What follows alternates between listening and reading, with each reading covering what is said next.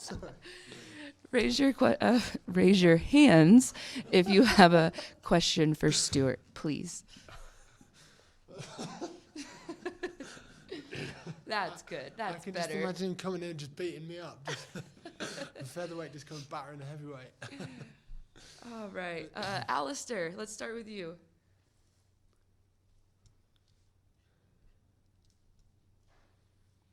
You're on mute, Alistair. Sorry. There you go. Sorry. Stuart, it's BigAl from South Africa. How are you, buddy? Oh, how's it going, Al? It's been a long time since we spoke. Long time. I just want to ask from a South African perspective, obviously you've had quite a few fights from the last time you were out here. What did you say has changed for you over these couple of years to where you are now? I'll be honest, I've just got way more technical. I feel like, back when I saw you, I was good then, but like, I took on some different perspectives in my training, and kind of my mind was blown open to new possibilities and things. So I've got way more technical in my game, and I think almost at points that like it actually became a little bit of a hindrance, where I kind of started overthinking stuff, and I feel like now I've reached a point where I've kind of refined it. So I've kind of taken, gaining 1,000 new tools, but not knowing how to use any of them, and kind of refine that down into a real game. I'm much more aware of what I want to do and how I want to execute what my game plan is. You've obviously faced a possibility of the next opponent in Pereira. If you had to face him, what do you think would be different this time around? I'm not even worried about Ferreira right now. Straight up, like, I've got last year's champ in front of me. He's a serious, he's a big old lump. He's been marching around the hotel, king of the room everywhere he walks in, and I just want to knock him off first. If I foresee me, if I fight Ferreira, I foresee it realistically it's probably going to be the final, and when all the beans are on the table, I'll have to show you on the night. You're talking about that first matchup, obviously against the previous winner. What does it do for you, confidence-wise, to defeat him first? When I beat Bruno, like, to be honest, it's not going to do anything for my confidence. Like, I know I can beat him already. Like, I know I'm ready. I've not come here to make up numbers. Like, my last performance, it is what it is. It happens. It completely sucks. But, if I didn't believe I could beat everyone in this division, I wouldn't be here. I wouldn't be here showing up. I'm not that sort of guy. I'm not here for a paycheck. If I wanted, I can just go back home. I start a business, make some real money. I'm here for the championship. That's what I'm here for. I want to make, take it home to my missus, let her see, try and pretend to be a big cool guy. But yeah, no, like, it's, having Bruno in the first round is an amazing opportunity, because when I get him out of it, I'm hoping to finish him. If I finish him in the first round, that sets a statement that, my last fight, was something that just happened. It is what it is. With all respect to Renan, he's an amazing fighter. But it's kind of, like, there's no point worrying about the past. You got to look forwards and just improve and get better. Last one from me, Stuart. Obviously, a bit of a connection between South Africa yourself and the PFL with Don Mage last week. You've got a South African corner or coach helping you out from time to time. What is your message to South African fans tuning into PFL? Support me. Like, I had great support when I fought in South Africa before. Like, you really got behind me, and I really enjoyed the atmosphere, and the people of South Africa are amazing to me. They're really lifted me up, and even now, I know when my fights get replayed out on SABC or whatever channel you're on now, just because I instantly get just a pop on social media again. I still get people messaging me about some of the old ones, and they're just a great audience. They're great fans, and I just I want to perform well to entertain them and entertain everybody. That's what I'm here for. Thank you, dude. Best of skills, and products keep hanging right there. Cheers, Al. Max. How you doing, Stuart? This is Max, going from the Going Live Network. Thank you so much for taking the time. Obviously, you got a pretty big fight here to start off the year. Obviously, Bruno's hands have kind of what got him to the finals and won the championship. What would you say in your mind you need to utilize, or what do you need to take away from his game in order to get this victory? The biggest thing about this is just not playing his game. If I stand, 3 feet away from him and swing at his head while he swings at mine, he's got a pretty good chance. But that said, he's been hurt before. He's been knocked out. He's not like some unbeatable monster. I feel like everyone in this division is a threat to everybody. You could match anyone up with anyone, and anyone's hand can get raised, depending on the day. So for me, it's just like not playing his game, not standing in front of him, setting my feet and going toe to toe. I've got to fight smarter. I've got to fight more technical, and I've got to take him out of his comfort zone. And then one last one for me. Obviously, the point system in the PFL, there's a lot of fighters that say it doesn't really matter. It's just a fight. When it comes to your approach, are you looking at the points? Does it matter to you? How do you look at that? To be honest, like my greatest concern is winning. Like if I beat the champion, whether it's the first round or the third round or a decision or whatever, like it's not too much of an issue. If you knock the champion off, then you're kind of in a good position to move on till next year. Realistically, my fighting style, I tend to go in there, swing, go out there, try and finish people. So if I put him in my positions, there's a reasonable chance I'm going to finish him anyway. So I think sometimes as a fighter you can get caught up in the idea of trying to knock somebody out, and I think it's kind of a bad trap to get stuck in. If you're trying to finish the fight, that's often like when it's the hardest to actually get a finish. So you kind of got to let your hands fly, let your techniques do the talking, and all of a sudden people fall over, and you sometimes surprise yourself. Definitely understand that. Thank you so much for the time, and good luck on Thursday. Thanks, Max. Jim Barcelone. Yes, Jim with the Miami Herald. Thank you, Stuart. I'm curious, compared to last year especially, what has it been like travel-wise for you? And just, do you see some normalcy returning in that realm? Travel this year has been obviously a lot easier. It's nice to, it's just things, it's silly things, like testing is easier and cheaper, and there's not 1,500 people queuing outside the centre. The actual on the planes. Last year was a little bit eerie. There weren't many people on the flights. It was a little bit creepy, kind of.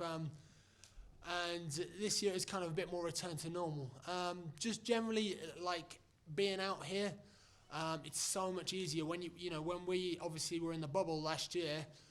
We're provided with food and you can order out and stuff, but it can be a little bit more difficult. You can't quite get what you always want, or not quite the same thing, and you kind of got to work around that. Whereas with this, it gives you a lot more freedom with your kind of diet and sometimes just some of the downtime. It's nice to go. I went to go and see the JFK Memorial, and it's like if you come somewhere that's like got some serious history to it, like.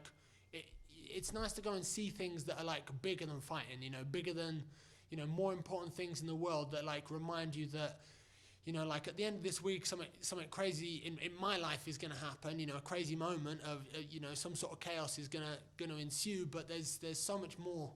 And it's nice to kind of be reminded of that when you go and see some of these things. Like we've done some awesome things. Like for me, the JFK was it's quite a poignant moment because it's such a historical.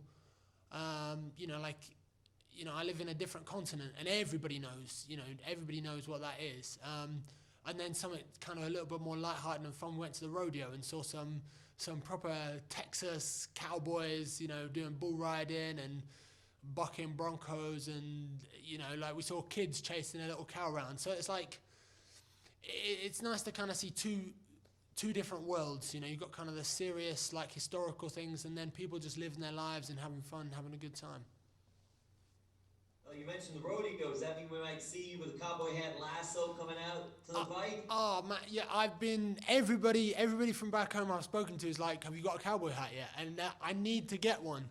I absolutely 100% need to get a cowboy hat. It's on my list of things to do. I don't know if I can get a PFL branded one. They've not given me one yet, so maybe someone's got to hit up the PFL. Tell me, when they're going to give out the cowboy hat sponsorships. but I'm up for it.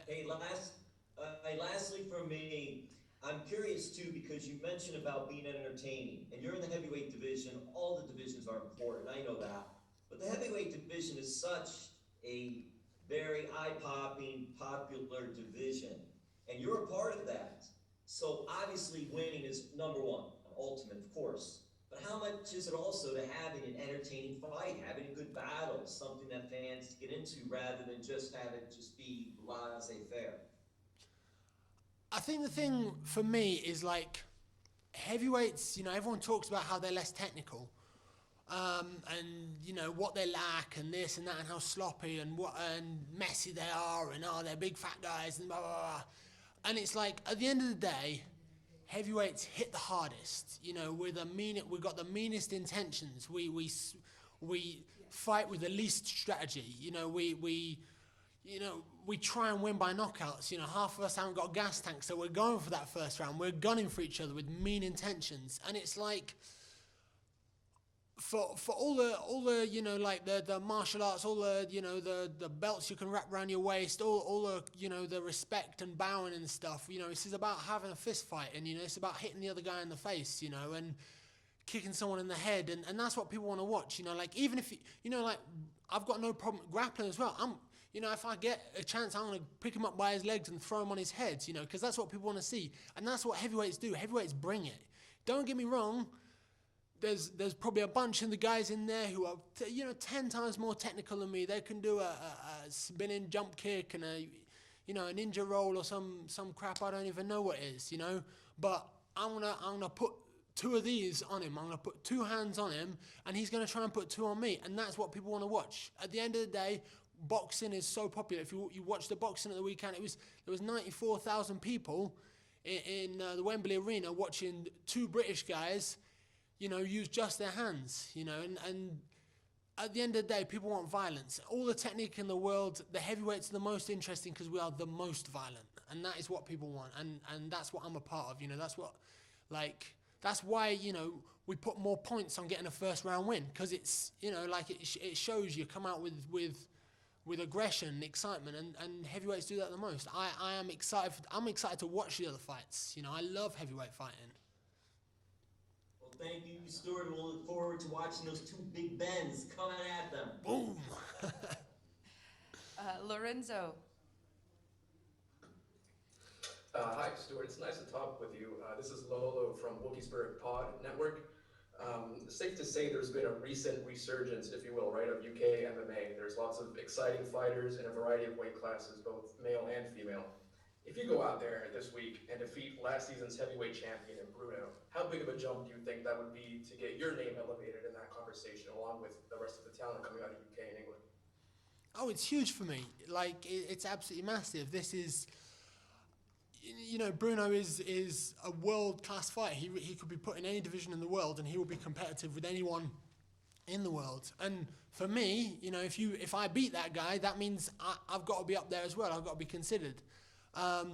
Right now, British MMA is, an all-time high. It feels like, I almost feel like personally, like every year on year on year, it just gets better and better. The early guys like the super, like the Ian Freemans of the day, set the board by taking a win in some of the big shows, and then they, and they inspired the next generation. And then, as it moved on gradually, like Bisping just blew it open for us, and eventually, he had this crazy long career, and there's dozens of fighters now who are like, we're kind of standing on those guys' shoulders. They held us up, and it's our generation not only to boost ourselves up, but to boost the next guys. Who's like I have students at the gyms I coach at back home and train at back home, and like.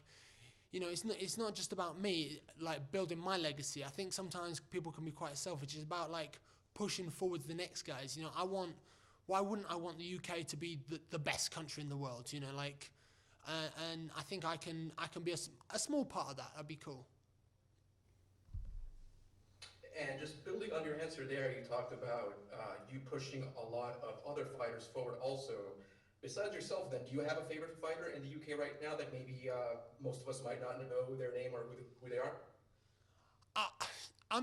It's funny because I'm not really a fan of the sport anymore. I kind of watch from a more of a technical perspective and a learning perspective. But you know, like there's so many British fighters who I'm excited to watch right now. Obviously, one of my teammates fought twice in the last month for PFL, Simeon Powell. He was an absolute monster. Like my cornerman, Mario Pinto, is young up and coming guy. He's gonna be, you know, like in a year or 2 years, everybody's gonna know who he is. I've got Luke Trainer, another monster I train with. Lou Sutherland, Lou from Sunderland. Sorry, he'll know what I'm talking about. He's a young knockout heavyweight who I think will be a really exciting addition to the PFL roster in the next few years. So like, I'm the biggest fan of the guys I work with and the guys I train with, and there's, you know, like I feel bad because you're never going to mention everybody, but there's so many guys at the moment. It's just a fun time to be a British fight fan. I appreciate that, Stuart. Thanks so much for the time. Good luck this week. All right, last question. Curtis, please. Hey Stuart, this is Curtis Calhoun with MMAnews.com. My question for you is, you touched on it a little bit earlier, but just kind of looking at the heavyweight division, obviously a lot of tough guys like Bruno and yourself. What are your thoughts on the competition level you'll face this season at heavyweight? The competition this season is stronger than it's ever been. Like I've been following the PFL since the first season, and by far this is the hardest season I think in every weight division, to be honest. But I think that's the nature of sports. Things don't get easier. People watching Tyson Fury at the weekend, you know, comparing him to the heavyweights, we wouldn't beat this guy from the 60s or the 70s. And I'm like, no, he'd kill those guys. They wouldn't be competitive fights. Like he's bigger, he's faster, he's stronger, he's more technical. Sports don't get worse, and MMA even more so because it's such a new sport. You know, year on year, like me today would destroy me from even 2 or 3 years ago. Like it's crazy, like the progression. You see some of the top guys like of a few years ago, and you kind of think, would that guy even be competitive now with that skill set? And for obvious reasons, and it's interesting because there's always a few guys who stand out from that crowd who like you kind of could put into a modern day and they'll be very competitive, some of the top guys. But like each year the PFL is getting stronger, and right now, like I look down the roster, and when I was speaking to my manager, you know, talking, who do we want to fight? Who, you know, what looks good for us? Like I was just like, you know, there's no easy fights here. There's absolutely none. So like in my mind, I wanted to fight the champ because I'm like, you know, if it's going to be a hard fight, you might as well get the big rewards for it. You know, you beat that guy, it's a big, it's kind of a big notch on your belt. Awesome, thank you, Stuart. Thank you. Thank you, Stuart. Appreciate your time today. Cheers, thanks. All right, we got Kyle Bachniak coming up next. So if you have a question for Kyle, please raise your hand.